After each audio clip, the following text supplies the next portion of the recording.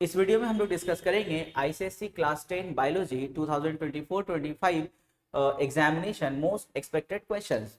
क्योंकि बहुत बच्चे लोग जो लोग बुक को खत्म कर दिया है आईसीएससी 10 का, उन लोग को डर है कि सर पता नहीं हम लोग जो है एग्जाम में क्वेश्चन सही से अटेम्प्ट कर पाएंगे कि नहीं कर पाएंगे, क्योंकि इस बार जो 2025 में एग्जाम होगा उसका पैटर्न बोर्ड जो थोड़ा अलग सेट किया है, बहुत कंसेप्चुअल और बहुत इंटरेस्टिंग है। और जो बच्चे लोग सही से बायोलॉजी बुक तो पढ़ा नहीं है अभी तक, तो उन लोगों को भी डर है कि सर पता नहीं हम लोग एग्जाम में सही से क्वेश्चन कर पाएंगे कि नहीं कर पाएंगे। तो सबका डर खत्म, सबका एक सोल्यूशन है ये हम लोग का सीरीज ऑफ क्वेश्चंस। यहाँ पे इस सीरीज का खास बात ये है कि इसमें जितना भी क्वेश्चन हम लोग डिस्कस करेंगे ना वो एक डिटेल्ड होगा। पहला बात तो ये मोस्ट एक्सपेक्टेड रहेगा, और साथ में यहाँ पे हम लोग ना एक डिटेल्ड डिस्कशन करेंगे। जैसे मान लेते कोई टॉपिक है जैसे एड्रिनल ग्लैंड, तो एड्रिनल ग्लैंड के बारे में जब क्वेश्चन रहेगा वो तो सॉल्व कर लेंगे, साथ में एक ओवरऑल कंसेप्ट दे देंगे, ताकि अगर फ्यूचर में अगर तुम लोग कहीं क्वेश्चन देखो अगर एड्रिनल ग्लैंड से रिलेटेड अगर कुछ अलग क्वेश्चन रहा तब भी तुम लोग आंसर कर पाओगे। तो इस हिसाब से हम लोग का जो सीरीज ऑफ क्वेश्चन रहेगा बहुत इंटरेस्टिंग रहेगा, एकदम शुरू से लेकर के एंड सीरीज तक। ये तो पहला सीरीज में सिर्फ 20 क्वेश्चन हम लोग डिस्कस कर रहे हैं, तो पहला सीरीज से लेकर के एंड सीरीज तक जिसमें हम लोग पूरा एक कंप्लीट एक सीरीज हम लोग जो कंप्लीट करेंगे इसमें, तो उससे पूरा जुड़े रहना स्टार्टिंग से एंड तक। और अपने दोस्तों को भी इसमें जोड़ के रखो ताकि जो है उन लोगों को भी इससे फायदा हो पाए। तो चलो स्टार्ट करते हैं हम लोग। पहला क्वेश्चन जो कि बहुत इंटरेस्टिंग हम लोग का सीरीज होने वाला है। पहला क्वेश्चन देखो, पहला क्वेश्चन यहाँ पर है which of the following gland is known as islet of Langerhans. बोला बताइए इसमें से कौन सा ग्लैंड हम लोग का आइलेट ऑफ लैंगरहैंस है। तो आंसर तो इसका बहुत इजी है। अब कुछ बच्चे लोग जिन लोगों का पढ़ा हुआ है वो लोग तो फटाक से आंसर भी दे दिए होंगे। इसका आंसर क्या होगा? पैनक्रिया। लेकिन अब इसको आइलेट ऑफ लैंगरहैंस क्यों बोलते हैं और आइलेट ऑफ लैंगरहैंस का मीनिंग क्या होता है, अब इसको समझो। देखो, आइलेट ऑफ लैंगरहैंस एक्चुअली हम लोग का दो वर्ड है, एक है हम लोग का आइलेट और दूसरा है हम लोग का लैंगरहैंस। आइलेट के माने क्या होता है? Small island. आइलैंड मतलब क्या होता है? एक जगह जो सब तरफ पानी से घिरा होगा और जो कंटिनेंट से छोटा होता है, कंटिनेंट से साइज में छोटा होगा लेकिन खुद में बहुत बड़ा होता है, जहाँ पे ढेर सारा लोग, जहाँ पे नंबर ऑफ एक्टिविटीज हो सकता है, उसको लोग क्या बोलते हैं? आइलैंड। उसके बाद में है लैंगरहैंस। लैंगरहैंस मतलब होता है ग्रुप ऑफ सेल। यानी कि पैनक्रिया जो है वो आइलैंड है किसका? सेल का, जहां पे ढेर सारा सेल है, से सारा लाखों लाख 10 लाख से ज्यादा जिसमें सेल है, 1 बिलियन से ज्यादा सेल है इसमें। तो ये जो आइलैंड है वो किसका है? सेल का है। That's why pancreas is called islet of Langerhans. Topic clear हो गया? आइलेट ऑफ लैंगरहैंस के माने क्या होता है? अब देखो यहाँ पे जो इतना सारा सेल है तो भाई ढेर सारा जो है वो लोग hormone and other substance secrete करता होगा। हाँ बिल्कुल, इसमें जो ग्रुप ऑफ सेल है वो 3 बहुत इंपॉर्टेंट हार्मोन सेक्रेट करता है, जिसमें सबसे पहला नाम आता है इंसुलिन, दूसरा आता है ग्लूकागॉन एंड तीसरा आता है somatostatin. Insulin hormone beta cell से प्रोड्यूस होता है, तुम्हारा ग्लूकागॉन जो है वो अल्फा सेल से, एंड सोमैटोस्टैटिन क्या होता है? वो डेल्टा सेल से प्रोड्यूस होता है, सेक्रेट होता है, यानी कि बनता है उसमें। तो इसको तुम लोग याद रखोगे। तो यहाँ पे क्या था? आइलेट ऑफ लैंगरहैंस किसको बोलते हैं? आंसर हो गया पैनक्रिया। अच्छा, इसमें पैनक्रिया कौन है? सर बहुत ही आसान है, ये वाला पार्ट देखो, ये क्या हम लोग का पैनक्रिया है। तो पैनक्रिया को हम लोग आइलेट ऑफ लैंगरहैंस बोलेंगे, और उसका रीजन हम तुम लोग को बता दिए क्यों। क्योंकि अगर मान लेते क्वेश्चन में अगर आ गया कि why pancreas is called islet of Langerhans, तो उसका आंसर तुम लोग दे पाओगे अब आराम से। ये था हम लोग का question number 1। Question number 2, question number 2 बहुत इंटरेस्टिंग। अच्छा, क्वेश्चन नंबर 2, 3, 4, 5, 6, 7 ये सभी क्वेश्चन इंटर रिलेटेड है, तो सबको अच्छे से करना, सब इंटर रिलेटेड क्वेश्चन है। फिगर तो देख के समझ में आ गया होगा, किसका फिगर है? किसका है? गुर्दा। बहुत दाम चल रहा है अभी। तो देखो ये किडनी का फिगर हो गया। बोला है based on the figure identify the filtration part of kidney. बोला बताइए किडनी का फिल्ट्रेशन पार्ट कौन सा है। अच्छा, किसके फिल्ट्रेशन का बात कर रहा है भाई? ब्लड का फिल्ट्रेशन, यानी कि यूरिन बनाने का बात कर रहा है। यानी कि यूरिन कहाँ बनता है? जो ब्लड फिल्टर होता है, यूरिन में कन्वर्ट होता है, वो कहाँ होता है? तो यहाँ देखो 4 पार्ट दिया है, चारों में से बताना कि कौन से पार्ट में यूरिन फॉर्मेशन होता है, फिल्ट्रेशन कहाँ होता है। तो ये जो पार्ट देख रहे हो ना, ये ऐसे वाला पार्ट, ये जो पार्ट देख रहे हो, ये वाला देखो, जिसको हम डैश डैश करेंगे, ये वाला पार्ट, यानी कि जिसको हम लोग जो है बी से बता रहे हैं, बी से। इसका नाम क्या जरा बताओ तो? इसका नाम है रेनल कॉर्टेक्स। हम लोग बी से बता रहे हैं, उसका नाम है रेनल कॉर्टेक्स। फिल्ट्रेशन का काम एक्चुअल में यही पे होता है। फिल्टर होने के बाद वो यहाँ पे उतरता है, यहाँ पे जिसको हम लोग ए से डिनोट किए, यहाँ उतरता है। यहाँ फिल्टर हो गया, यूरिन बन गया, यहाँ उतरता है। इसका नाम क्या है, जिसको ए से बता रहे, उसका नाम है रेनल मेडुला। क्या नाम है, रेनल मेडुला। तो क्वेश्चन में था कि फिल्ट्रेशन पार्ट कौन सा है, द आंसर इज बी, यानी कि रेनल कॉर्टेक्स। अब यहाँ पे क्या है जिसकी वजह से फिल्ट्रेशन यहाँ पर होता है, इसका आंसर हम लोग को जो है क्वेश्चन नंबर 3 में मिल जाएगा। पहले देखो यहाँ पे जस्ट पूछा था कि कौन सा पार्ट में फिल्ट्रेशन पार्ट है, तो आंसर इज हम लोग का हो जाएगा बी, यानी कि रेनल कॉर्टेक्स। ये हो गया। अब इसके बारे में और डिस्कशन क्वेश्चन नंबर 3 में देखो कैसे। क्वेश्चन नंबर 3 बोला है based on the given figure identify the efferent artery. Efferent, अच्छा पहले बताओ तो ये किसका फिगर है, ये वाला, ये हम लोग का नेफ्रॉन का फिगर है ना, नेफ्रॉन। अब ये नेफ्रॉन क्या है sir, nephron is the structural and functional unit of kidney. जो किडनी है ना, गुर्दा, गुर्दा वो क्या चीज से बना है, ऐसा 10 लाख नेफ्रॉन से एक किडनी बना है, 10 लाख से। तो याद रखोगे structural and functional unit of kidney क्या होता है हम लोग का, नेफ्रॉन। तो हम लोग जानते हैं कि फिल्ट्रेशन का जो काम होता है, यानी कि यूरिन फॉर्मेशन का काम होता है, वो कहाँ होता है, किडनी में। लेकिन किडनी में कहाँ पे होता है, तो किडनी में एक्चुअल में नेफ्रॉन में जो है फिल्ट्रेशन का काम होता है। अब सर नेफ्रॉन में फिल्ट्रेशन का काम कहाँ होता है, सर यहाँ होता है, ये पार्ट देख लो ना, ये वाला पार्ट, यहाँ पे सर फिल्ट्रेशन का हम लोग का काम होता है। अब लोग सर यहाँ फिल्ट्रेशन का काम होता है, हाँ बिल्कुल, देखो उसका एक जूम आउट पिक्चर यहाँ पे देखो किया हुआ है, जूम किया हुआ पिक्चर यहाँ पर है। तो फिल्ट्रेशन का काम यहाँ पे होता है। अब तुम लोग सोचो कि सर अगर फिल्ट्रेशन का काम यहाँ होता है, तो पिछले क्वेश्चन में जो हम लोग का आंसर रेनल कॉर्टेक्स था, तो क्या सर ये वाला पार्ट रेनल कॉर्टेक्स में रहता है, बिल्कुल ये वाला पार्ट रेनल कॉर्टेक्स में होता है किडनी का, इसीलिए फिल्ट्रेशन का काम कहाँ होता है, रेनल कॉर्टेक्स में होता है। तो सर ये वाला पार्ट ट्यूबुल्स, तो इसका मतलब ये रेनल मेडुला में होगा, बिल्कुल। ये सब कहाँ रहता है हम लोग का, ट्यूबुलर पार्ट रेनल मेडुला में रहेगा, और ये कहाँ रहता है, रेनल कॉर्टेक्स में रहता है। लेकिन क्वेश्चन ने बोला था बताइए इसमें से कौन सा एफरेंट आर्टरी, एफरेंट। अब सर ये क्या है जरा इसको डिटेल में बता दीजिए, उसके बाद आप आंसर बता दीजिएगा, ठीक है। इसमें देखो जो ब्लड एंटर करता है ना, ब्लड एंटर करेगा देखो बी से, जब ब्लड बी से एंटर करेगा बी पार्ट से, तो इसका नाम है हम लोग का एफरेंट आर्टरी, का नाम है एफरेंट आर्टरी। एफरेंट आर्टरी से होता है ब्लड इसमें एंटर कर जाता है, जैसे एंटर करेगा तो देखो यहाँ पे फिर बहुत सारा कैपिलरीज में बढ़ जाता है, एकदम नैरो, एकदम फाइनेस्ट कैपिलरीज कहाँ है, यहाँ ग्लोमेरुलस में है। और यहाँ पे ब्लड जब एंटर करता है तो देखो एंटर करेगा, ये ठीक है मोटा पाइप है, लेकिन देखो निकलने वाला पतला पाइप है ना, निकलने वाला पतला पाइप है, तो एंटर करेगा मोटा पाइप से, उसका नाम है एफरेंट आर्टरी, एफरेंट आर्टरी। और जो एग्जिट करेगा, निकलेगा जो पाइप से ब्लड, उसको हम लोग बोलते हैं efferent artery, efferent, efferent artery, ठीक है। अच्छा अब सवाल है कि सर एफरेंट आर्टरी थिक क्यों है और एफरेंट हम लोग का थिन, पतला क्यों है, तो इसका आंसर समझो। देखो जब ब्लड इसमें एंटर करता है तो ब्लड में बहुत सारा चीज है, तुम्हारे ब्लड में लिक्विड पार्ट है, प्लाज्मा है, उसके बाद में ऑर्गेनिक इनऑर्गेनिक सब्सटेंसेस है, अमाइनो एसिड है, सॉल्ट है, शुगर है, बहुत सारा चीज है, जिसमें से हम लोग का कुछ काम का चीज है, कुछ बेकार चीज है। जब ब्लड देखो इसमें एंटर करता है तो ब्लड में से उस सब बेकार प्रोडक्ट को हम लोग को फिल्टर आउट करके बाहर करना होता है। तो जब ब्लड यहाँ पे एंटर करेगा और एंटर करने के बाद जब यहाँ पे निकलता है ना, तो नैरो होने की वजह से ब्लड यहाँ पे बहुत ज्यादा प्रेशर में आ जाता है, इसको बोला जाता है अल्ट्रा फिल्ट्रेशन, यानी कि जो एक्स्ट्रा ऑर्डिनरी फोर्स से जब ब्लड फिल्टर होता है उसको हम लोग बोलते हैं अल्ट्रा फिल्ट्रेशन बोलते हैं, याद रखोगे, ये भी एग्जाम के लिए इंपॉर्टेंट है।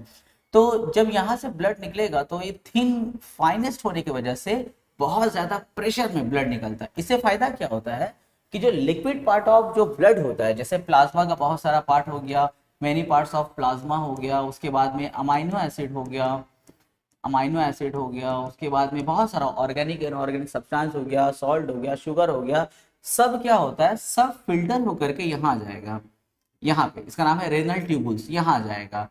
और बाकी जो ब्लड है, बाकी जो बचा हुआ ब्लड है, और उसमें कुछ लार्ज मॉलिक्यूल्स जैसे टू टाइप्स ऑफ कॉर्पसल्स, उसके बाद में प्रोटीन ब्लड में रह जाता है, और बाकी जितना लिक्विड पार्ट है सब जो है ना यहाँ आ जाता है। देखो ये ऐसे ना, ये पार्ट में आ जाता है, इसका नाम है रेनल ट्यूबुल, रेनल ट्यूबुल में आ जाता है। और बाकी का जो ब्लड और लार्ज मॉलिक्यूल्स वाला पार्ट है वो यहाँ से निकलता है। अच्छा तुम हमको ये बताओ कि अगर ब्लड का लिक्विड पार्ट अगर फिल्टर होकर के बाहर निकल जा रहा है, तो अब जो ब्लड बचेगा जिसमें लार्ज मॉलिक्यूल्स है, प्रोटीन है, तो वो जो ब्लड होगा वो थिक होगा, गाढ़ा होगा या पतला होगा? देखो लिक्विड पार्ट निकल गया है, सॉल्ट निकल गया, अमाइनो एसिड सब, लिक्विड पार्ट सब निकल गया है, अब उसमें लार्ज मॉलिक्यूल बचा है, तो बताओ जो ब्लड यहां से निकल कर बाहर निकलेगा वो थिक होगा, गाढ़ा होगा या पतला होगा? गुड, क्या होगा? गाढ़ा होगा, वेरी गुड, गाढ़ा होगा। यानी कि ब्लड एंटर करेगा एफरेंट से और निकलेगा एफरेंट से, और ये बीच में पूरा फिल्ट्रेशन का काम किसमें होगा? ग्लोमेरुलस में होगा। हाँ ये याद रखोगे, इसका नाम क्या है? ग्लोमेरुलस। ये वाला पार्ट क्या नाम इसका? ग्लोमेरुलस। और बाहर वाला पार्ट जो है ये वाला पार्ट, ये वाला पार्ट, इसको क्या बोलते हैं बताओ तो? इसको बोलते हैं बोमेन्स कैप्सूल। क्या नाम है? Bowman's capsule. तो अंदर वाला जो ग्लोमेरुलस है और बोमेन्स कैप्सूल, इसको मिला करके हम लोग क्या बोलते हैं? इसको मिला करके बोलते हैं मैल्फिजियन कॉर्पसल्स। क्या बोलेंगे?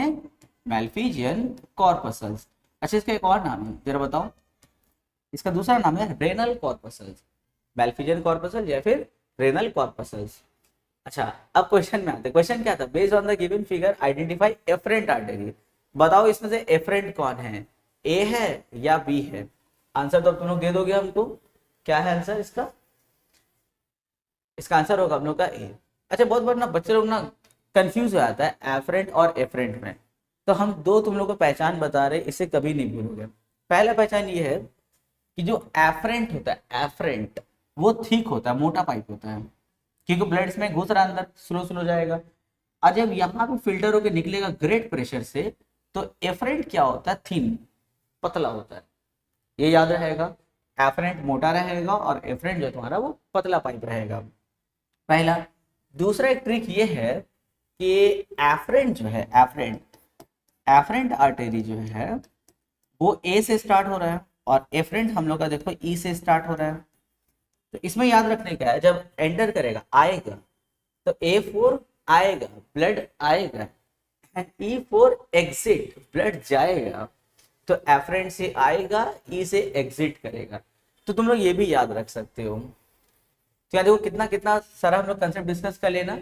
अब जितना कंसेप्ट हम लोग डिस्कस किए, आगे क्वेश्चन जो अभी करेंगे 3, 4, 5, 6, 7 सब में तुम लोग का हेल्प हो जाएगा। चलो 4 नंबर क्वेश्चन खुद से ट्राई करो इसका आंसर करने का। बोला है ये अच्छा असर्शन रीजन है। असर्शन के माने क्या होता है? कोई भी स्टेटमेंट, असर्शन के माने होता है स्टेटमेंट, और रीजन जो है उस स्टेटमेंट का रीजन। मतलब जैसे हम बोलते हैं ना कि एक बच्चा एग्जाम में फर्स्ट आया, अगर हम बोलते हैं कि मेरा एक दोस्त है उसका नाम है गंगू, गंगू जो है वो क्लास में फर्स्ट आया, ये हुआ असर्शन, स्टेटमेंट हुआ। अब उसका रीजन सुनो। रीजन ये है कि वो बहुत ज्यादा करके जो है मोबाइल यूज करता था। अब ऊपर वाला मेरा स्टेटमेंट देखो ट्रू भी हो सकता है, फॉल्स भी हो सकता है। मेरा दोस्त गंगू फर्स्ट आया तो सच में फर्स्ट आया होगा, तो असर्शन इज ट्रू। लेकिन मेरा दोस्त गंगू नहीं बल्कि मंगू फर्स्ट आया था, तो मेरा स्टेटमेंट क्या होगा? फॉल्स हो जाएगा। उसका रीजन भी ट्रू फॉल्स हो सकता है। गंगू फर्स्ट आया, सच में फर्स्ट आया, तो ये ट्रू हो गया, असर्शन ट्रू। रीजन था क्योंकि वो बहुत ज्यादा मोबाइल चलाता था, ये रीजन सही है? नहीं, तो रीजन इज फॉल्स हो गया। तो इस तरह करके तुम लोग को समझना है। चलो इस क्वेश्चन को देखते हैं तुम लोग अब कर पा रहे हो कि नहीं। The blood flow through the glomerulus under great pressure.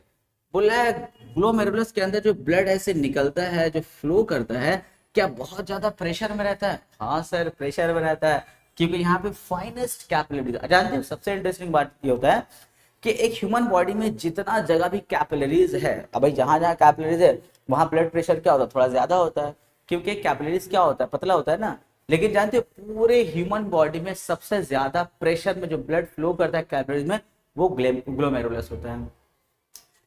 तो बोला है the blood flow through glomerulus under the great pressure. फिर उसका रीजन बता रहा है कि एफरेंट आर्टेरियोल जो होता है, एफरेंट एग्जिट वाला एफरेंट इज नैरोअर, वो नैरो होता है। तो क्या लग रहा है, एसर्शन क्या है, एसर्शन ट्रू है, यानी कि ए इज ट्रू, ये ट्रू है। उसका रीजन देखो, एफरेंट जो है वो नैरोअर होता है, भाई अभी हम लोग पढ़े ना, एफरेंट मोटा पाइप होगा, एफरेंट पतला पाइप होगा, यानी कि ये भी क्या है, ट्रू है। तो अब देखो कौन सा ऑप्शन सही है, A is true R is false, नहीं ये नहीं चलेगा, A is false R is true नहीं चलेगा, both A and R false, भाई ये भी नहीं चलेगा, तो कौन चलेगा, हम लोग का सी चलेगा। नेक्स्ट क्वेश्चन नंबर 5, बहुत इंटरेस्टिंग क्वेश्चन। बोला है kidney is composed of enormous number of minute tubules called. बताइए किडनी जो है वो कौन से ट्यूबुल से बना है। अभी हम लोग डिस्कस किए थे ना कि structural and functional unit of kidney क्या होता है, नेफ्रॉन होता है। Very good. तो देखो, तो फिलअप का क्वेश्चन है ये 1 मार्क्स का।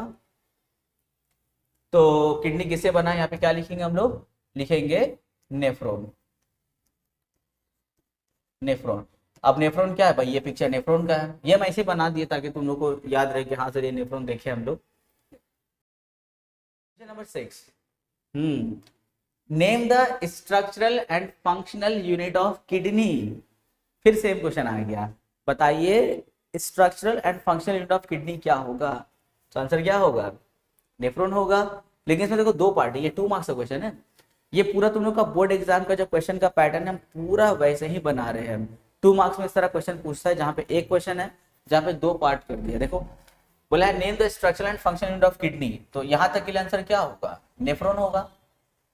फिर बोला है which part of the kidney it is located, kidney की ये कौन से पार्ट में लोकेटेड है। तो सर बहुत ही आसान अब क्वेश्चन पूछ लिया हम, इसका ये वाला जो पार्ट है वो कहाँ है, रेनल कॉर्टेक्स में यहाँ पे, और जितना ट्यूबुलर पार्ट है वो कहाँ है सर, रेनल मेडुला में है। तो जो क्वेश्चन पूछा गया ये कहाँ पे है, तो आंसर होगा renal cortex and renal medulla, renal cortex and renal medulla. क्योंकि देखो फिल्ट्रेशन का काम यहाँ पे हो गया, यूरिन यहाँ से यहाँ पर आ जाता। अब ये जो पार्ट देख रहे हो ना, ये पार्ट इसका नाम है रेनल पैपिला, जो अंदर में व्हाइट या ग्रीन जो भी पार्ट है उसका नाम क्या होता है, रेनल पैपिला होता है। और ये जो रेनल मेडुला के बीच में जो जगह देख रहे हो ना, ये वाला इसको हम लोग बोलते हैं रेनल कॉलम बोलते हैं, रेनल कॉलम। तो यानी कि नेफ्रॉन बस देखो 2 ही जगह, यहाँ पर है और यहाँ पर है। उसके बाद पैपिला आ गया, उसके बाद ये यूरेटर्स है, यहाँ से वो यूरिनरी ब्लैडर में जो है यूरिन चला जाता है। तो मेनली ये कहाँ रहेगा, renal cortex and renal medulla में रहता है। नेक्स्ट क्वेश्चन है Bowman's capsule and glomerulus together called. भाई ये भी आंसर तुम लोग खुद से दे दोगे। बोमेन्स कैप्सूल और ग्लोमेरुलस को मिला करके हम लोग क्या बोलते हैं, the answer is Malpighian corpuscles, यानी कि रेनल कॉर्पसल्स। ठीक है, क्या होगा, मैल्फिजियन कॉर्पसल या फिर रेनल कॉर्पसल्स हो गया। नेक्स्ट क्वेश्चन नंबर 8, बहुत ही ज्यादा ये भी इंटरेस्टिंग क्वेश्चन है। अच्छा क्वेश्चन पढ़ने से पहले जरा हमको बताओ, ये लाल लाल क्या है सर, किडनी है। अच्छा किडनी जो टोपी पहना हुआ है इस टोपी का नाम बताओ, the cap like structure on kidney, क्या बोलते हैं इसको सर, ये तो कोई ग्लैंड है लग रहा है। हाँ, जो गोल्डन गोल्डन चमक रहा है, क्या है ये, एड्रेनल ग्लैंड है। अच्छा अब ये मत सोचना कि असली में हम लोग का किडनी और एड्रेनल ग्लैंड ऐसा होता है, ये हाईलाइट करने के लिए ऐसा कलर दिया है। ठीक है, क्या नाम इसका, एड्रेनल ग्लैंड है। सर इसमें से कौन सा हार्मोन सीक्रेट होता है, एड्रेनलिन। कौन सा हार्मोन, एड्रेनलिन हार्मोन सीक्रेट होता है। सर इसका काम क्या होता है, इसका काम ये होता है कि जब तुम इमोशनल स्ट्रेस में रहते हो, इमरजेंसी में रहते हो, तो ये तुमको एक्स्ट्रा एनर्जी प्रोवाइड करता है, एक्स्ट्रा एनर्जी। ठीक है, तो इसीलिए हम लोग एड्रेनलिन हार्मोन को इमरजेंसी हार्मोन भी बोलते हैं। वाह इतना सारा डिस्कशन हो गया, और भी बहुत सारा डिस्कशन है, खैर अभी रहने दो। क्वेश्चन में आते हैं, विच of the following is endocrine gland. अच्छा एंडोक्राइन ग्लैंड कौन सा है, पहले बताओ एंडोक्राइन मतलब होता क्या है। देखो एक होता है एंडोक्राइन, एक होता है एक्सोक्राइन। एक्सोक्राइन एक होता है एंडोक्राइन और एक होगा एक्सोक्राइन। एक्सोक्राइन मतलब होता है ना ऐसा ग्लैंड जो उसमें से जो सेक्रेशन निकलता है, जो भी सेक्रेशन निकलता है पहले किसी डक्ट में जमा होता है, किसी ग्लैंड में जमा होगा, उसके बाद वहां से जो है वो ब्लड में जाता है। इसको लोग बोलते हैं एक्सोक्राइन। क्योंकि ये डक्ट में जमा होता है तो इसलिए हम लोग इसको डक्ट ग्लैंड भी बोलते हैं, डक्ट ग्लैंड। एक्सोक्राइन को क्या बोलते हैं? डक्ट ग्लैंड बोलते हैं। क्योंकि यहाँ पे जैसे कोई ग्लैंड है, वहां से किसी डक्ट में पहले इसका सेक्रेशन जमा होगा, पूरा जमा होने के बाद ये ब्लड में जाता है उसके बाद, इसलिए इसको हम लोग बोलते हैं डक्ट ग्लैंड यानी कि एक्सोक्राइन। डक्टलेस क्या होता है? इसका उल्टा होगा, यानी कि जो डक्टलेस ग्लैंड होगा जिसको हम लोग एंडोक्राइन ग्लैंड बोलते हैं, ये एंडोक्राइन ग्लैंड है मान लेते हैं, यहाँ से जो भी सेक्रेशन निकलता है ना डायरेक्ट वो ब्लड स्ट्रीम में चला जाता है डायरेक्ट, इसमें डक्ट नहीं होता है, इसीलिए हम लोग इसको बोलते हैं डक्टलेस ग्लैंड। एंडोक्राइन को क्या बोलते हैं हम लोग? डक्टलेस ग्लैंड बोलते हैं। तो हम लोग का पूरा चैप्टर ही एंडोक्राइन सिस्टम यानी कि पूरा डक्टलेस के बारे में बात होगा। तो यहाँ पर बोला बताइए इसमें से कौन सा जो है वो हम लोग का जो है एंडोक्राइन है। तो भाई स्वेट ग्लैंड का एंडोक्राइन होगा? नहीं, ये तो एक्सोक्राइन है। पहले ये डक्ट में स्वेट पसीना जमा करता है उसके बाद जाता है। फिर देखो सैलिवरी ग्लैंड, क्या ये होगा? बिल्कुल नहीं होगा। सैलिवरी ग्लैंड क्या सेक्रेट करता है? सलाइवा एंड एंजाइम सेक्रेट करता है, ये भी नहीं होगा। लैक्रिमल ग्लैंड ये कहाँ पे? जब हम लोग का आईलिड्स है ना, आईलिड्स उसको ऐसे पलटोगे तो उसके पीछे में लैक्रिमल ग्लैंड है। इसका काम क्या है? ये टेयर यानी कि आंसू बना करके हम लोग के आंख में भेजता है, तो ये भी डक्ट ग्लैंड है, इसमें भी डक्ट होता है। अब आ गया हम लोग का adrenal gland. Adrenal gland hormone secret करता है। भाई हार्मोन सेक्रेट करने वाला ग्लैंड क्या होता है? हम लोग का एंडोक्राइन होता है। तो बोला था बताइए इसमें से कौन सा एंडोक्राइन है, तो आंसर क्या होगा? हम लोग का एड्रिनल ग्लैंड होगा। Next question number 9, based on the figure identify part A and name the hormone secrete from it. Oh, बोला बताइए ये पार्ट ए क्या है? भाई तुम लोग खुद से बताओ ये क्या है। सर ये तो अभी हम लोग डिस्कस किए, ये एड्रेनल ग्लैंड है। वेरी गुड, ये क्या है? Adrenal gland. ये हम लोग का एड्रेनल ग्लैंड है। सर इसमें तो कौन सा हार्मोन सेक्रेट होता है? सर अभी आप बताए थे एड्रेनलिन। हाँ वेरी गुड, क्या होता है? एड्रेनलिन हार्मोन सेक्रेट होता है, जिसको हम लोग इमरजेंसी हार्मोन भी बोलते हैं। Question number 10, name the gland functions as both endocrine and exocrine gland and also name the hormone secrete from it। देखो यहाँ पे दो क्वेश्चन है। पहला क्वेश्चन है name the gland both endocrine and exocrine. कौन सा ग्लैंड है जो दोनों ही है, एंडोक्राइन भी रहता है वो एक्सोक्राइन भी होता है, जिसको हम लोग एंडो एक्सोक्राइन ग्लैंड बोलते हैं। तो इसका आंसर तुम लोग दे दिए होंगे अब तक, क्योंकि हम लोग पहले डिस्कस कर चुके हैं। क्या होगा? पैनक्रिया, पैनक्रिया होगा। फिर वो also name the hormone secrete from it, ये भी हम लोग डिस्कस किए ना पीछे, स्टार्टिंग में हम लोग डिस्कस किए थे। इसमें कौन सा हार्मोन निकलेगा? इंसुलिन निकलता है, ग्लूकागॉन निकलेगा और सोमैटोस्टैटिन निकलेगा, सोमैटोस्टैटिन निकलेगा। इतना सारा इसमें से हार्मोन निकलता है। ये कौन सा सेल से बनता है? बीटा सेल, ये वाला अल्फा सेल्स, और ये वाला क्या होता है? डेल्टा सेल से बनता है। ठीक है, alpha beta and beta alpha and delta. अच्छा, अब ये एंडोक्राइन और एक्सोक्राइन दोनों क्यों है, अब इसको समझ लो। देखो एक्सोक्राइन इसलिए होता है क्योंकि पैनक्रिया से एक उसका सेक्रेशन होता है जिसको हम लोग बोलते हैं पैनक्रियाटिक जूस। पैनक्रिया से पैनक्रियाटिक जूस निकलता है जो डायरेक्ट ब्लड स्ट्रीम में नहीं जाता है, वो डक्ट में जमा हो जाता है। कहाँ? डुओडेनम में। कहाँ जमा होता है? डुओडेनम। अब ये डुओडेनम क्या, देखो हम लोग का जो स्टमक होता है ना, स्टमक, तो स्टमक का ये वाला जो पार्ट होता है ऐसे करके हो जाता है, फिर ऐसे। तो ये हम लोग का स्टमक में खाना गया, जाने के बाद में यहाँ से जो एसिड वाला पूरा मिक्स वाला खाना है यहाँ से उतर के जो स्मॉल इंटेस्टाइन में जाएगा, बाद में वो लार्ज में जाएगा, बाद में बाहर चला जाएगा। तो स्टमक से जब खाना यहाँ उतरता है ना, तो ये जो पाइप है, स्टमक के बाद वाला जो पाइप का पार्ट होता है उसका नाम है डुओडेनम। तो जो पैनक्रियाटिक जूस होता है जो पैनक्रिया से निकल करके आया है वो डुओडेनम में आकर के जमा हो जाता है। अब चूंकि जमा हो जा रहा है यानी कि एज अ डक्ट का वो काम कर रहा है, तो इसीलिए हम लोग पैनक्रिया को क्या बोलते हैं? एक डक्ट ग्लैंड बोलते हैं, यानी कि एक्सोक्राइन। लेकिन at the same time pancreas से, एट द सेम टाइम हम लोग जो पैनक्रिया रहेगा उसमें से 3 हार्मोन डायरेक्ट ब्लड स्ट्रीम में जा रहे हैं, इसीलिए इसको हम लोग बोलते हैं एंडोक्राइन ग्लैंड। तो at the same time pancreas जो है वो डक्ट ग्लैंड भी रहता है, क्योंकि वो पैनक्रियाटिक जूस डुओडेनम में भेजता है, जो स्टमक के बाद वाला पाइप होता है वहां पे एज अ डक्ट काम कर रहा है। और दूसरा यहाँ से हार्मोन सेक्रेट होता है, इसलिए उसको हम लोग बोलते हैं ductless gland. At the same time वो दोनों हैं, इसीलिए इसको हम लोग बोलते हैं मिक्स्ड ग्लैंड, या फिर इसको हम लोग बोलते हैं endo exocrine gland. Question number 11। Question देखो 11 ने बोला है my friend has skin pigmentation, मेरा एक दोस्त को स्किन पिगमेंटेशन हो गया है, लॉस ऑफ वेट भी हो गया, नौशिया भी लगता है उसको। His doctor advise him to get a blood sugar profile test done.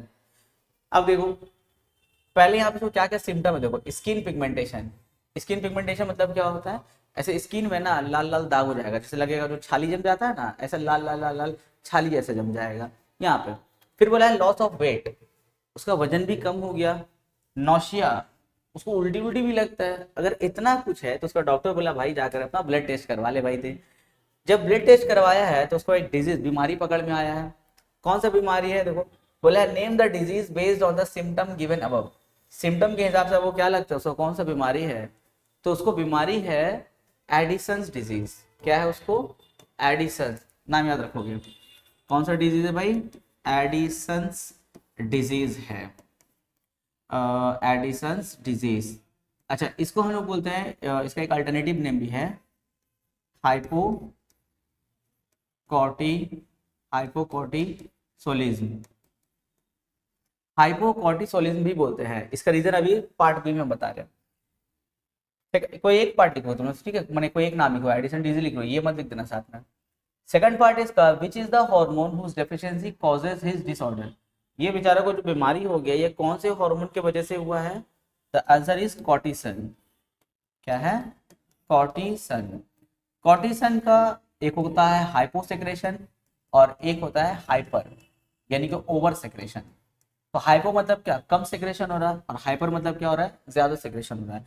तो ये जो कॉर्टिसन हार्मोन है उसके हाइपो, कम सेक्रेशन की वजह से ये बीमारी हुई, इसलिए इसको हाइपोकॉर्टिसोलिज्म हम लोग बोल रहे हैं। अच्छा अब ये कॉर्टिसन हार्मोन कहाँ से निकलता है, तो हम लोग डिस्कस किए ना किडनी के बारे में, स्टार्टिंग में डिस्कस किए हैं। तो किडनी का जो सबसे अपर पार्ट था वो क्या था, कॉर्टेक्स था। तो रेनल कॉर्टेक्स ये हार्मोन निकलता है, इसीलिए इसका नाम है ये हाइपोकॉर्टिसोलिज्म, इसका हम लोग नाम दिए अल्टरनेटिव नेम। फिर बोला है name the hormone help to control emotional stress. इसका भी आंसर तुम लोग दे पाओगे, स्टार्टिंग में हम लोग डिस्कस किए हैं। इमोशनल स्ट्रेस के टाइम में तुम्हारा कौन सा हार्मोन कंट्रोल करता है इसको, द आंसर इज एड्रेनलिन। जैसे हम लोग जब बहुत ज्यादा नहीं इमोशनल हो जाते हैं तो एक आदमी होता है इमोशनल में ना बौखला जाता है, यानी इमोशनल वो और एकदम चिल्ला रहा है, पक रहा है, एकदम पूरा आउट ऑफ कंट्रोल हो गया। जब मामला ठंडा होता है तो बोलता भाई एकदम मतलब कैसा होने लगा था यार, एकदम ज्यादा हम बोल दिए, तो कंट्रोल नहीं कर पा रहा है, हर टाइम हाइपर हो जा रहा है, हर टाइम हाइपर हो जा रहा है, तो वो एड्रेनलिन हार्मोन इसके लिए रिस्पॉन्सिबल होता है। तो पहला आंसर हो गया हम लोग का एडिशंस डिजीज, उसका अल्टरनेटिव नेम हो गया हाइपोकॉर्टिसोलिज्म। क्यों इसको हाइपोकॉर्टिसोलिज्म बोले, क्योंकि कॉर्टिसन हार्मोन के हाइपोसेक्रेशन, कम सेक्रेशन की वजह से बीमारी होता है। इमोशनल स्ट्रेस तुम्हारा कौन सा हार्मोन कंट्रोल करेगा, तो ऑप्शन सी का आंसर हो गया हम लोग का adrenaline. Question number 12। Question number 12 देखो पूरा 10 में हम लोग डिस्कस किया, क्वेश्चन नंबर 10 में पूरा देखो ये हम लोग क्वेश्चन नंबर 12 है। क्वेश्चन नंबर 12 में बोला है an exo endocrine gland in the human body. बताइए कौन सा एक्सो एंडोक्राइन ग्लैंड है, यानी कि कौन सा gland at the same time वो एक्सोक्राइन भी है एंड एंडोक्राइन भी है। द आंसर इज पैनक्रिया, यानी कि option B is correct. Question number 3। Question number 3 देखो बहुत इंटरेस्टिंग है, ये मेरे दोस्त का फोटो है। बोला है कलवा हैज, मेरा दोस्त का नाम है Kalwa, Kalwa has the enlargement of thyroid. देखो हम लोग का यहाँ पे थ्रोट के पास में यहाँ पे हम लोग का थायराइड ग्लैंड है ना, जिसे थायरोक्सिन हार्मोन सेक्रेट होता है, थायराइड ग्लैंड ये बटरफ्लाई की तरह होता है। देखो यहाँ पे ये तो खैर इसका बड़ा हो गया है बीमारी की वजह से, तो छोटा होता है। तो बोला है Kalwa has the enlargement of thyroid, ये उसका ग्लैंड एनलार्ज हो गया है and is visible as a swelling, और जैसे फूल के बाहर की तरफ आ गया, समझ में आ रहा है, देखो फूला हुआ है ना, ये इसको देखो समझ में आ रहा है। अब बोला है name the disease based on the symptom given above. ये जो हम लोग को सिम्टम दिया हुआ है ना, ये वाला जो सिम्टम दिया हुआ है, इससे देख के क्या लग रहा है इसको कौन सा बीमारी हुआ है, इसको बीमारी हुआ है सिंपल गोइटर। कौन सी बीमारी हुआ है? Simple goitre. ये खास करके आयोडीन डेफिशिएंसी की वजह से भी होता है, और चूंकि हिली रीजन में आयोडीन ज़्यादा कम होता है हिली रीजन में, तो ये बीमारी ज़्यादातर हिली रीजन में होता है। यहाँ आसपास में एक दो लोग को हो जाता है, ये ऐसा गला फूल जाता है, पर ज़्यादातर ये हिली रीजन में होता है। तो डिजीज का नाम बताना था, तो क्या हो गया? Simple goitre. फिर बोला है which is the hormone whose deficiency cause disorder. कौन सा हार्मोन की कमी की वजह से बीमारी हो गया इसको? थायरॉक्सिन की वजह से हुआ है। Answer is thyroxine. Thyroxine hormone की वजह से हुआ है। सी में बोला है name the technical term for the cellular respiration. Cellular जो रेस्पिरेशन होता है उसका टेक्निकल टर्म क्या है? सेलुलर रेस्पिरेशन मतलब क्या? जैसे एक मेटाबॉलिक सेल है, उसके अंदर में ऑक्सीजन जाएगा, इसीलिए इसको हम लोग बोल रहे हैं रेस्पिरेशन। अब चूंकि रेस्पिरेशन सेल के अंदर में होगा, इसलिए सेलुलर रेस्पिरेशन। यहाँ से तुम्हारा विटामिन प्रोटीन ब्रेक होता है और तुमको एनर्जी मिलता है। तो ये जो सेलुलर रेस्पिरेशन है इसको हम लोग क्या बोलते हैं? The answer is metabolism. ये भी कौन कंट्रोल करता है हम लोग का? थायरॉक्सिन हार्मोन हम लोग का मेटाबॉलिज्म को कंट्रोल करता है। Question number 14, state the effect of adrenaline on. Adrenaline हम लोग डिस्कस कर लिया है। ये एड्रेनल ग्लैंड से सेक्रेट होने वाला हार्मोन है जिसको हम लोग इमरजेंसी हार्मोन बोलते हैं। बोला है लीवर पे इसका क्या इफेक्ट होता है एंड फैट डिपॉजिट पे इसका क्या इफेक्ट होता है। पहले तुम लोग ये समझो कि हम लोग के ब्लड में शुगर लेवल बहुत ज़रूरी होता है।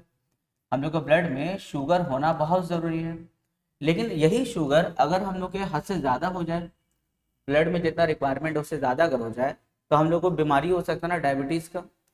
तो जब हम लोग के ब्लड में शुगर लेवल बढ़ता है तो एक हार्मोन है उसका नाम है इंसुलिन। वो आके क्या करता है? एक्स्ट्रा शुगर को लेकर के जाएगा कहाँ? लीवर में। लीवर में जा करके उसको जो है ग्लाइकोजन के फॉर्म में जमा कर देता है, ग्लाइकोजन के फॉर्म में। और जितना शुगर हम लोग के ब्लड में रह जाता है वो काम कर रहा था, उससे हम लोग उसको यूज करते हैं। क्योंकि देखो जो शुगर होता है ना, कार्बोहाइड्रेट, हम लोग के बॉडी के लिए फ्यूल होता है, फ्यूल फ्यूल का काम करता है, इससे हम लोग का बॉडी वर्क करता है। लेकिन अगर जब ब्लड वाला जो शुगर है, जो ब्लड में जो शुगर था एक्स्ट्रा वाला, मैंने जो था हम लोग काम का, वो यूज हो गया, हम लोग को और शुगर चाहिए, तो उस केस में क्या होता है? हम लोग का एक हार्मोन उसका नाम है ग्लूकागॉन। ग्लूकागॉन आकर के इस ग्लाइकोजीन को फिर ग्लूकोज के फॉर्म में कन्वर्ट कर देता है, ग्लूकोज के फॉर्म में, यानी कि वो फिर ब्लड में हम लोग का ऐड हो जाता है, फिर एज अ फ्यूल वो काम करता है। लेकिन कभी कभी जब हम लोग इमरजेंसी सिचुएशन में रहते हैं, उस टाइम में हम लोग को एकदम अर्जेंट एनर्जी चाहिए होता है, तो उस टाइम में ग्लूकागॉन आकर के इतना फास्ट काम नहीं कर सकता है, इसका थोड़ा स्लो प्रोसेस होता है। इमरजेंसी में हमको एनर्जी कैसे मिलता है? तो उस केस में एड्रेनलिन हार्मोन आएगा और आ करके लीवर के पास में जाएगा और तुरंत एकदम जल्दी में ग्लाइकोजीन को क्या करता है? ग्लूकोज के फॉर्म में कन्वर्ट कर देता है, ग्लूकोज के फॉर्म। ये कहाँ एक्चुअली में किसका है? ग्लूकागॉन का है। लेकिन इमरजेंसी में ग्लूकागॉन थोड़ा स्लो प्रोसेस काम करता है ना, तो इमरजेंसी में एड्रेनलिन आएगा लीवर के पास में और आ करके उसमें से जो ग्लाइकोजीन है उसको ग्लूकोज में कन्वर्ट कर देता है। तो ये एड्रेनलिन का इफेक्ट होता है ऑन लीवर। तो क्या होगा इसका आंसर? लिखेंगे conversion of glycogen, conversion of glycogen into glucose. ये हो गया इसका पहला आंसर। दूसरा, फैट डिपॉजिट, उस पर क्या इफेक्ट है? अच्छा, तुम लोग को पता है कि जो फैट होता है वो किससे बना है? फैटी एसिड से ना। फैटी एसिड्स क्या होता है? बिल्डिंग ब्लॉक ऑफ फैट होता है। अब बोलोगे सर ये फैट और फैटी एसिड का क्या काम है? सर फैट तो बड़ा टेंशन वाला चीज है, जिसको फैट चर्बी हो जा रहा है तो टेंशन में आ जा रहा है, चर्बी निकलवाने जा रहा है, दौड़ रहा है, फैट तो निकलवा रहा है। तो सर फैट का कोई काम है? बहुत काम है। बहुत सारा ऐसा विटामिन होता है जो फैट में डिजोल्व होता है, पहला। दूसरा, जब तुम्हारे बॉडी में शुगर लेवल कम हो जाता है, एनर्जी कम हो जाता है, तो उस केस में जो फैटी एसिड है ना वो एज अ फ्यूल काम करता है, एज अ फ्यूल। तो यहाँ पे बोला है कि फैट डिपॉजिट पे इसका क्या इफेक्ट होता है? तो फैट डिपॉजिट पे ये इफेक्ट होता है कि conversion of fats into fatty acid, या फिर कन्वर्जन की जगह तुम लोग ब्रेकडाउन लिख सकते हो, ब्रेकडाउन। इट यानी कि adrenaline break down fat into fatty acid. Fatty acid फिर क्या करता है हम लोग को, अर्जेंट फ्यूल के लिए भी काम करवाता है। जब तुम्हारे बॉडी में ग्लूकोज लेवल कम हो जाता है या खत्म हो जाता है, ग्लाइकोजन भी अगर ढंग से तैयार किया हुआ नहीं है, तो उस केस में जो फैटी एसिड है, जो फैट से टूट के बना है, एड्रेनलिन के हेल्प से एज अ फ्यूल हम लोग का ये काम करता है। तो ये हो गया effect of adrenaline on fat deposit. Second इसका आएंगे यानी 15 नंबर में आएंगे, state the effects of adrenaline on pupils. Pupil समझ रहे हो, आंख का जो तुम लोग का पुतली है उस पे इसका क्या इफेक्ट है। अब सोचोगे सर आंख के पुतली में भी इसका इफेक्ट होता है, बिल्कुल। हम लोग का जो सेंटर में जो ब्लैक वाला पार्ट है आईज में, यानी कि पुपिल जिसको बोलते हैं, ये क्या करता है, डायलेट कर देता है। इसको लिखेंगे इट डायलेट पुपिल। अब ये डायलेट के माने क्या होता है, डायलेट के माने होता है ना एनलार्ज, बड़ा हो जाना। हम लोग आंख का पुतली बहुत छोटा होता है ना, इस हार्मोन की वजह से क्या होता है, वो बड़ा साइज में होता है, एनलार्ज हो जाता है। इसको हम लोग बोलते हैं डायलेट। तो it dilate pupil. Heart beat पे इसका क्या इफेक्ट होता है, it increases the heart beat. क्यों हार्ट बीट को इंक्रीज कर देता है, ताकि हम लोग का जो ब्लड सर्कुलेशन है और जो मेटाबॉलिज्म का प्रोसेस वो फास्ट हो जाए, ताकि बॉडी को जल्दी एनर्जी मिल सके। Question number 16, nitrogenous base adenine pair with. बोल रहा है कि हम लोग ये जो नाइट्रोजनस बेस है वो किसके साथ पेयर बनाता है। यहाँ पे 4 ऑप्शन है, लेकिन इस क्वेश्चन में आने से पहले एक शॉर्ट डिस्कशन जो है डीएनए पर हो जाए। डीएनए तुम लोग को समझ में आ रहा है कि डीऑक्सी राइबोन्यूक्लिक एसिड होता है हम लोग का। डीएनए क्या चीज से बना होता है, डीएनए का जो कंपोनेंट्स है, छोटा छोटा कंपोनेंट्स है, सबको मिला करके डीएनए बनता है। इस कंपोनेंट्स का नाम क्या है, न्यूक्लियोटाइड। ढेर सारा न्यूक्लियोटाइड जब चेन में ऐसे बंध जाता है तो क्या बनाता है, डीएनए बनाता है। अब सवाल है कि न्यूक्लियोटाइड किससे बना है, तो न्यूक्लियोटाइड का 3 मेन कंपोनेंट्स है। क्या क्या है, एक होता है राइबोस शुगर, राइबोस शुगर पहला कंपोनेंट्स। दूसरा कंपोनेंट्स हम लोग लेंगे इसका राइबोस शुगर हो गया, उसके बाद फिर नाइट्रोजनस बेस, नाइट्रोजनस बेस, और थर्ड होता है हम लोग का फॉस्फेट। ये 3 मेन कंपोनेंट्स को मिला करके एक न्यूक्लियोटाइड होता है, और ढेर सारा न्यूक्लियोटाइड मिला करके क्या बनता है, एक डीएनए बनता है। लेकिन ये जो नाइट्रोजनस बेस देख रहे हो ना, ये 4 टाइप का होता है, adenine, thymine, guanine and cytosine.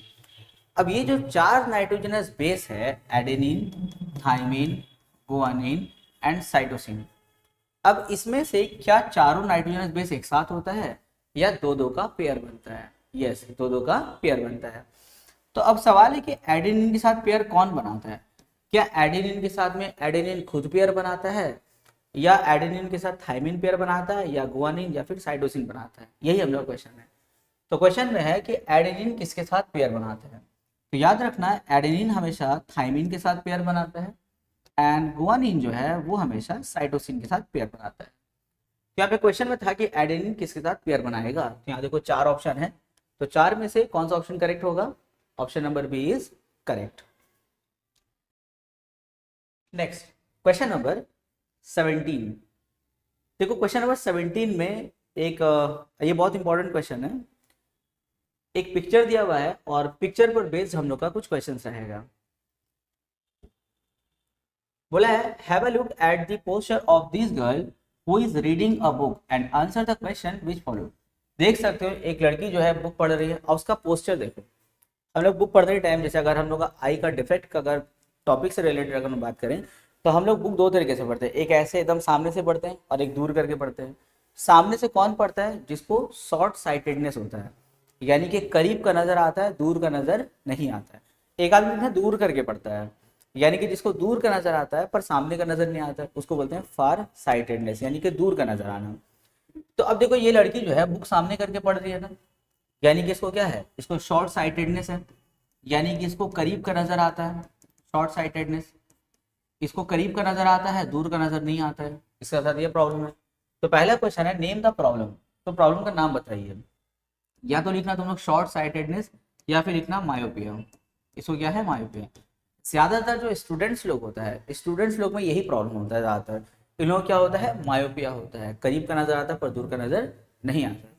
अब इसका रीजन क्या होता है? इसका रीजन ये होता है बीमारी का कि जो आईबॉल होता है ना, आईबॉल, तो आईबॉल में या तो ये आईबॉल हम लोग का एलोंगेटेड हो जाता है, ये आईबॉल देख रहे हो ना, ये लंबा हो जाता है, इसे सामने से पीछे की तरफ थोड़ा लंबा हो जाता है, जिसके वजह से ये प्रॉब्लम होता है। दूसरा रीजन होता है इसका जो लेंस होता है, यहाँ पे जो लेंस लगा होता है ना हम लोग के आंख में, जो नेचुरल कन्वेक्स लेंस है वो ज्यादा कर्व हो जाता है। तो ज्यादा कर्व होने की वजह से, ऐसे रहता है लेंस ना, ऐसे कर्व हो जाएगा, तो ज्यादा कर्व होने की वजह से डिजीज होता है।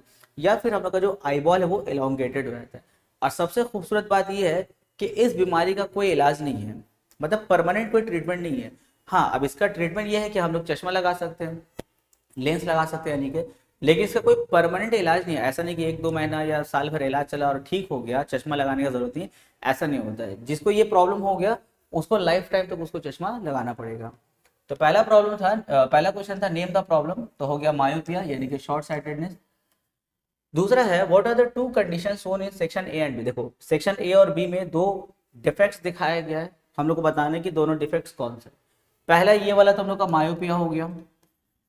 मायोपिया, मायोपिया में क्या होता है, ये जो रे ऑफ लाइट है ना, वो हम लोग का जो विटेरस ह्यूमर है, इसका नाम क्या है, विटेरस ह्यूमर, क्योंकि आंख के अंदर में क्या होता है, पूरा पानी भरा होता है ना, आंख के अंदर कुछ है ही नहीं, पूरा पानी भरा हुआ है। तो जो विटेरस ह्यूमर यानी कि जो लिक्विड है ना, ये लिक्विड, तो रे ऑफ लाइट ना यही कन्वर्ज हो गया है रेटिना से पहले है। ऐसे नॉर्मल आइज में क्या होता है, नॉर्मल आइज में जो लाइट ऑफ, जो रे ऑफ लाइट है वो रेटिना में कन्वर्ज होता है और वहाँ इमेज बनता है, तभी हम लोग किसी ऑब्जेक्ट को देख सकते हैं। लेकिन जब हम लोग को मायोपिया हो जाएगा तो रे ऑफ लाइट इस लिक्विड में यानी कि विटेरस ह्यूमर में क्या होता है, कन्वर्ज होता है, जिसकी वजह से हम लोग को ये डिजीज हो जाएगा। और ये वाला देखो, ये बिहाइंड द रेटिना चला गया ना, तो ये कौन सा बीमारी है, ये है हाइपरोपिया। हाइपरोपिया यानी कि जिसको जो है दूर का नजर आता है पर करीब का नजर नहीं आएगा, यानी कि लॉन्ग साइटेडनेस, फार साइटेडनेस है।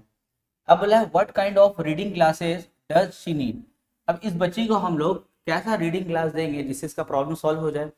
तो अगर किसी को मायोपिया होता है तो उसको हम लोग कनकेव लेंस देते हैं, कनकेव यानी कि कुछ ऐसा देखो, कनकेव लेंस यानी कि उसके आंख के सामने, जैसे को हमको ये चश्मा लगा हुआ मेरा क्या है, कनकेव है, मेरे आंख के सामने में हम लगा देंगे कनकेव लेंस, इससे जो मेरा मायोपिया प्रॉब्लम है ये सॉल्व हो जाएगा मेरा। और अगर किसी को हाइपरोपिया है तो उसको क्या करना होगा, उसको कन्वेक्स लेंस लगाना होगा, कन्वेक्स यानी कि कुछ ऐसा, कन्वेक्स लेंस। अच्छा, किसी किसी का तो एकदम पोसा जाता है, किसी किसी इंसान को ना दोनों बीमारी एक साथ होता है, फार साइटेडनेस भी होता है, शॉर्ट साइटेडनेस भी होता है। तो उसके लिए देखना उन लोग का जो ग्लास होता है, तो ग्लास में देखना ना दोनों रहता है, कनकेव भी रहता है कन्वेक्स भी, ऐसा नीचे में ऐसा गोल बना हुआ रहता है, तो कनकेव एंड कन्वेक्स साथ में रहता है। कभी उसको अगर सामने देखना होगा तो कनकेव यूज करेगा, और अगर ये दूर का देखना होगा तो कनकेव यूज करेगा, और सामने का देखना होगा तो वो कन्वेक्स यूज करेगा। Question number 18, why is pituitary gland called master gland. इसको देखो मास्टर ग्लैंड क्यों बोलते हैं, पहले समझिए पिट्यूटरी ग्लैंड है कहाँ। Pituitary gland located at the base of the brain, देखो यहाँ पर है, जिसमें इसका दो लोब होता है, एक एंटेरियर और एक पोस्टेरियर लोब होता है, वो बाद में हम डिस्कस करेंगे। अच्छा, पिट्यूटरी ग्लैंड देखो है at the base of the brain, और इसका साइज क्या होता है, पी, एक मटर के दाने के इतना बड़ा होता है, लेकिन काम बहुत ज्यादा। पहले तो पिट्यूटरी ग्लैंड से ढेर सारा हार्मोन सेक्रेट होता है, जैसे ग्रोथ हार्मोन है, उसके बाद में टीएसएच थायराइड स्टिमुलेटिंग हार्मोन है, एसीटीएच है, उसके बाद में एडीएच है, उसके बाद में ऑक्सीटोकिन है।